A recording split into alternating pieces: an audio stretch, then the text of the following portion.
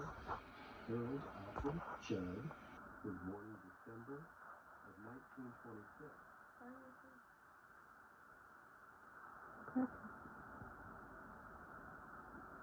He was 28 when I was born, and he died in October of 2002 at age 76. Mom, Susan R. Flood, was born in August of 1933. She was 21 years when I was born, fought cancer at age 22, and is now 90 years of age. She's 90? She turned 90 this year. World War II lasted 6 years, from 1939 to 1945. Pearl Harbor was attacked 7 December 1941 when my parents were 15 and 8 years old. The Korean War lasted 3 years. I'm not going to talk about Korean War. That wasn't relevant. The Korean War lasted 3 years, from 1950 to 1953. Dad served as military police, but not in the war. I mentioned the timing of these wars because of the influence I believe they had on my parents. Great-grandpa Flood was actively involved in the war effort, not so much with his 6 children, Susan, Merrill, Walter, James, Michael, and Robert, called Flash, who were all born about every 2 years. So Dad was raised in South Dakota at College. That's right. That's where we got your name, girl. How did Flash get his Y'all didn't name? tell me that. I'm not sure why he got Flash. Yeah. No one ever told me that's why I got my name. Yeah. The judge came from South Dakota. I'm glad you brought that up. I won't talk as much when you're actually. Well, you should, because I mean that's going to make it more interesting. If you ask me questions, you can interrupt. Okay. I'm trying not to read, but I haven't memorized it either. You don't have to memorize it. Yeah, I mean I'm just these are the notes I came up with today, and there's It's fine. So Dad was raised in South Dakota, attended college at USC, and followed Mom to Michigan.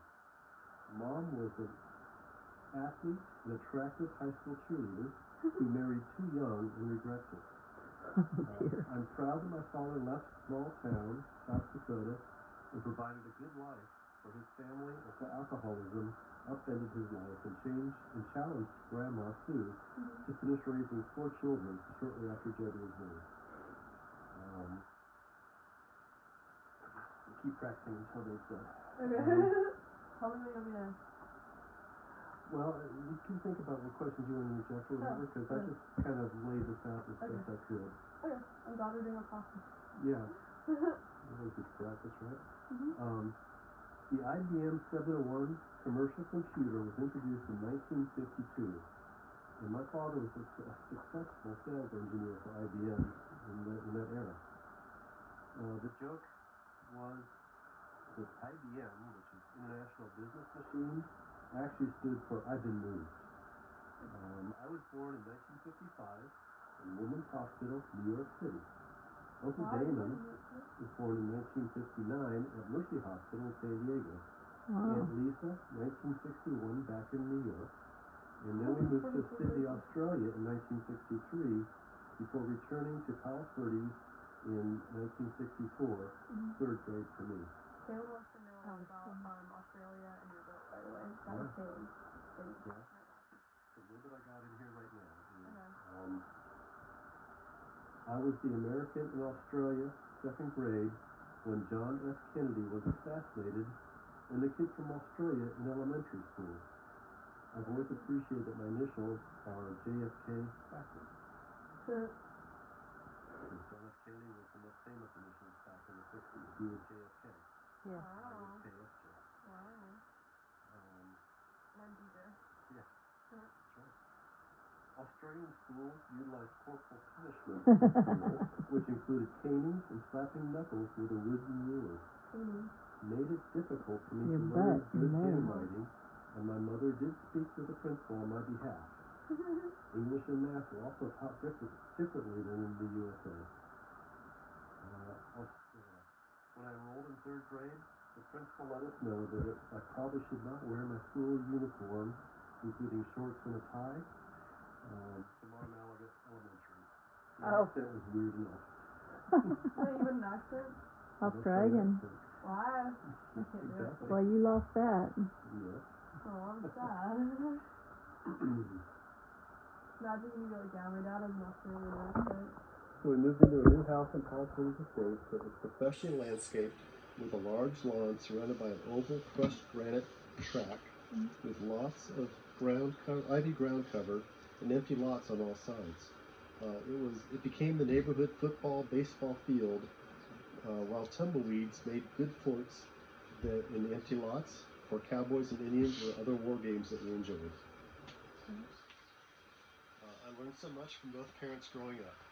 We had a garden plot in the field where I grew many vegetables and flowers every year.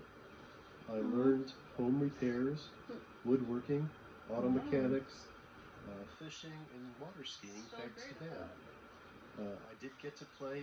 I did not get to play youth sports because Mom didn't think I handled losing very well. Really? But I made up for that in school. Oh, like father, like daughter. I did get swimming and tennis lessons, so I really can't complain. Didn't like losing very well. That's funny. Just like me. I used to have a pair of enormous walnut hi-fi speakers that my father built. They were amazing, about the size of a chest of drawers each. Oh, I was allowed to keep our reel-to-reel tape player, on which I recorded my favorite music albums and would listen to Simon and Garfunkel albums, along with Burl Ives and other folk music that Dad introduced us to.